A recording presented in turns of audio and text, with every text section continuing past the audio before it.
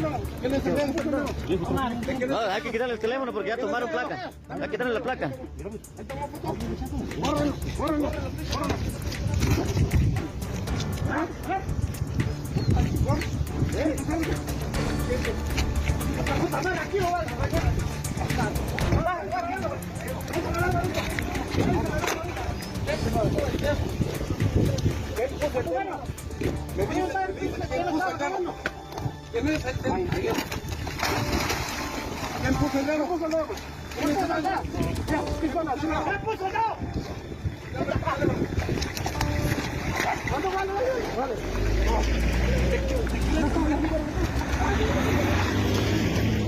Así mira, así atrás porque lo vamos.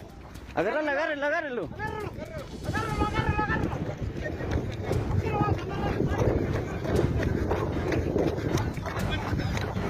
Difícil completamente de dar crédito a estas imágenes. Hay un dicho muy popular, ahora los patos le disparan a las escopetas. Podemos observar cómo estas imágenes hablan por sí solas, cómo este grupo aparentemente de coyotes o polleros, como le llaman en el área de Huehuetenango, arremeten directamente contra agentes de la Policía Nacional Civil. Al parecer, los agentes estaban cumpliendo con su trabajo. No les gustó a ellos lo que estaba sucediendo, así que los golpean. Observamos cómo los patean, les dan de manadas, todavía tiran a uno de ellos al lodo. Y para finalizar esta escena, empiezan a correr los policías, los agentes de la Policía Nacional Civil, y ellos dicen, córranlos, agárrenlos, que no se vaya. Mire usted, directamente tirado en el lodo. El agente lo único que hace es que camina, agacha la cabeza y intenta salir corriendo, mientras que los otros huyen. Hoy este es el tema que tenemos directamente en Derecho Ciudadano. Abrimos la bandeja de comunicación 5691-7782 y con estas imágenes difíciles de creer, difíciles completamente de dar crédito, le doy la más cordial bienvenida al licenciado Julio Rivera Clavería. Licenciado, muy buenos días, gracias por estar con nosotros en Derecho Ciudadano. Buenos días, Gadiel. Buenos días a todos los amigos en casa. Es un gusto estar con ustedes. Es indignante, verdaderamente indignante. Yo no voy a defender la institución policial, porque hay malos elementos y buenos elementos. Y en eso tenemos que estar claros todos los guatemaltecos. Y a la policía se le debe exigir que cumplan con su trabajo. Pero lo que nunca se puede permitir es precisamente esto. Porque cuando esto sucede, se pierde la autoridad, se infringe la ley y va a tener un peso la ley del más fuerte en estos lugares. Estos lugares, como Soloma, porque esto es en Huehuetenango, en Soloma yo estoy ya enterado, son lugares en donde el crimen organizado impera y reina. Ese es crimen organizado. Esas personas son crimen organizado. Esos son crimen organizado. Y los huehuetecos y los sololatecos deben de denunciar a esta gente y en dónde se encuentra. Esos son criminales. Lo que están cometiendo es una agresión contra una autoridad del Estado, porque la policía está haciendo su trabajo. Y si efectivamente esta gente está actuando de esa manera, es porque efectivamente son criminales. Y yo vuelvo a repetirle, le pido a los sololatecos y a todos los huehuetecos que nos den y nos informen los nombres de estos delincuentes, porque ahí está también un vehículo que ya la policía ya tiene, todo está haciendo ese análisis para irlos a traer. Esos son delincuentes. Y de paso, le pido a las autoridades mexicanas, porque yo sé que este programa se está viendo del otro lado, si esos coyotes, esos polleros, esos criminales pasan para el lado mexicano, por favor, agárrennos y regrésennos, porque son criminales, están atentando contra la policía y esto es un atentado, así se llama la figura penal legalmente, y está penado con 1 a 3 años, pero se agrava cuando participan 3 o más personas. Las imágenes, licenciado, hablan por sí solas. A patadas agarran a la gente, lo golpean, le dan en el rostro, lo tiran en el lodo. Yo quiero pedir a nuestros amigos de Huehuetenango, de San Marcos, de Petén, los que viven en el sector fronterizo, que se comuniquen con nosotros. que traten de explicarnos qué es lo que se vive, qué es lo que realmente pasa en este sector, para tener idea cómo se maneja verdaderamente esto. Nosotros que estamos en la ciudad de repente también no logramos entender totalmente cómo es que se maneja el miedo, el terror, lo que pasa, la intimidación en los alrededores por los grupos organizados. No, pero esto es entendible. Perdóneme, Gadiel, pero ahí sí no. Yo entiendo perfectamente qué es lo que pasa. Yo sé qué es lo que está pasando. Son grandes bolsones de vacío de poder en donde impera el crimen organizado.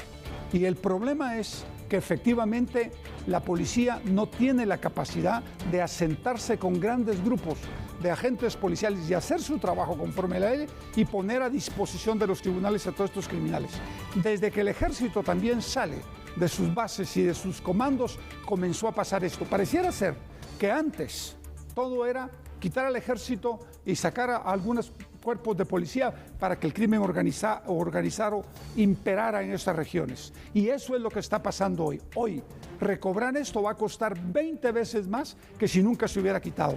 Pero muchas organizaciones que manejan grandes cantidades de dinero y que representan intereses foráneos en este país eran los que se metieron a definir qué hacer con el ejército, qué hacer con la policía, y los presidentes de esa época y los ministros de gobernación de esa época no entendieron qué era lo que iba a pasar. Ese es el precio que se está pasando y se va a complicar mucho más, simple y sencillamente por no entender que o actuamos rápidamente o se nos va a ir de la mano todo el tema de violencia y de crimen organizado en el país. Y usted dice, licenciado, directamente, no tienen la capacidad, más adelante me cuenta, si no saben los agentes lo que está sucediendo verdaderamente en estos lugares.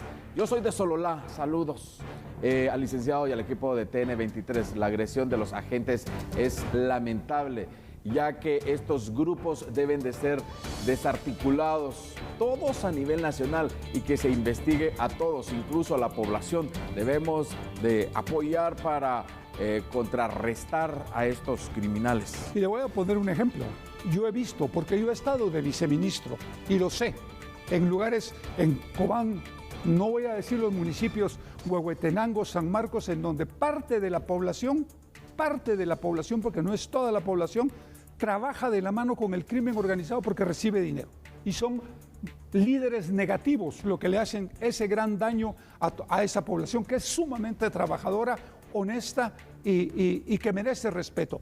Pero hay gente involucrada y que trabaja con el crimen organizado. Hay que decirlo y hay que entrarles, hay que visibilizarlos para meterlos presos y que todos los guatemaltecos podamos vivir en paz. Buenos días, licenciado. Tengo una pregunta. ¿Por qué los policías no se defendieron? Porque estaban siendo agredidos. Yo soy de Tejutla. Porque por una simple razón, mate usted 3 siendo policía. Si estos matan a estos delincuentes, lo que va a pasar es que los policías les meten 30, 40 años. Esa es la realidad, esa es la verdad. Pero sin embargo, a estos criminales, que lo verá usted que si nos descuidamos, en 5 días están libres si los agarran. ¿Cómo se puede combatir el crimen si el criminal agarran el poder porque ellos, los polleros, son criminales y no manden a esos operativos ni a 3 ni a 5 policías, porque manden un contingente, porque es lamentable lo que está pasando en nuestro país? Es correctísimo lo que está planteando este señor o señora en ese WhatsApp. La policía debe de mandar a estos operativos 100, 200 personas, y en el entendido que hay que usar la fuerza, porque aquí está involucrado el crimen organizado conjuntamente con líderes negativos y parte de la comunidad que recibe dinero. Y lo pueden ver en muchos de los conflictos sociales que hay en el país. Bajo esta situación, ¿cuál era la actitud correcta de los agentes bajo esta situación, según su perspectiva, como ex viceministro? No se puede utilizar la fuerza, porque si se hace Aquí la fuerza era desproporcionada en contra de ellos, pero si matan a uno de estos criminales, le puedo jurar, se le viene el pueblo encima y matan a los policías. Entonces, lo que hay que hacer para el futuro es operativos grandes, masivos, y capturar a todos estos criminales y meterlos presos. Eso es lo primero. Pero lo segundo, la población honrada y honesta de Soloma, de Barías, de la democracia, de gracias a Dios, de Petén, de todos lados, tienen que colaborar para que esto no vuelva a suceder, porque primero es la vida de los guatemaltecos honrados. Los criminales deben de pagar con prisión o con su muerte. Muy buenos días, señores de Telediario. El problema que tenemos en Guatemala es que los agentes están atados de manos porque ellos no pueden agredir a los delincuentes.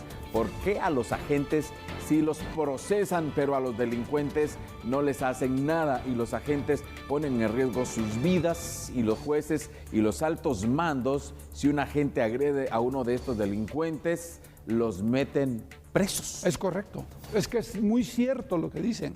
El gran problema es que en muchos de los casos las autoridades pagan los platos rotos de este tipo de hechos. Yo he estado en el viceministerio y he visto cómo han empezado algunas revueltas en los pueblos producto de que quieren sacar criminales de las cárceles, queman la subestación de policía, queman los vehículos policiales, maltratan y lesionan agentes de policía, y sin embargo cuando se quieren hacer las capturas no se puede. Hay que esperar a que la gente salga de esas sus jurisdicciones y ahí agarrarlos. Y eso es lo que creo que hay que hacer. Detrás de esta gente le pido a la policía, le exijo a la policía, al director de la policía, al director de la DEIC, que manden equipos de gente a capturarlos, porque no puede quedar así. Esto no puede quedar así porque se está afectando el futuro de la institución policial, y la institución policial debe velar por los intereses de todos los guatemaltecos, y nosotros, los guatemaltecos, somos quienes pagamos los salarios de ustedes y quienes los mantenemos. Muy buenos días, les comento que entre la ruta de Huehuetenango y la Mesía hay puestos de registro de los agentes de la Policía Nacional Civil, pero pasa que dichos agentes saben muy bien qué buses llevan personas de otros países para la frontera de la Mesilla, pero como les dejan su tajada y por eso nadie los respeta a dichos agentes, porque allá en su ruta, qué lástima que venden a su autoridad.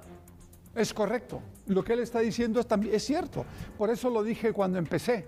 Hay buenos y malos policías, pero los buenos son más. Y esos malos esos malos agentes policiales y jefes de policía deben de ser puestos a las autoridades penales y sentenciados, porque la corrupción no solo mata gente, sino destruye instituciones. Y lo que no se puede seguir haciendo es destruyendo las instituciones en el país por corrupción. Y yo les puedo asegurar que lo que ese WhatsApp está diciendo es cierto. Por lo tanto, hay que vigilar la actuación también de los policías y hacer una depuración de la policía si de verdad queremos cambiar esto. Esta imagen que teníamos en pantalla podíamos observar cómo este hombre de azul le quitaba el teléfono celular al propio agente de la Policía Nacional Civil en el momento justo cuando le estaba alegando, y el agente lo único que hizo pues es quedarse de brazos cruzados. Licenciado, esto significa la cantidad de poder que se tiene, lo que hemos estado mencionando, y precisamente intimidados totalmente los agentes. Muy buenos días. Comento, un amigo de Jutiapa envió a su hijo con coyote de esa región y lo abandonaron en un furgón en México, y aún así le exigieron 60,000 quetzales y lo amenazaron con matar a toda la familia, oiga, si no pagaban. Es correcto. Miren, cuando uno negocia con crimen organizado, cuando uno necesita del crimen organizado para trasladarse a otro país, para que le vendan drogas o para que le vendan armamento, el precio es que uno puede resultar muerto o la familia.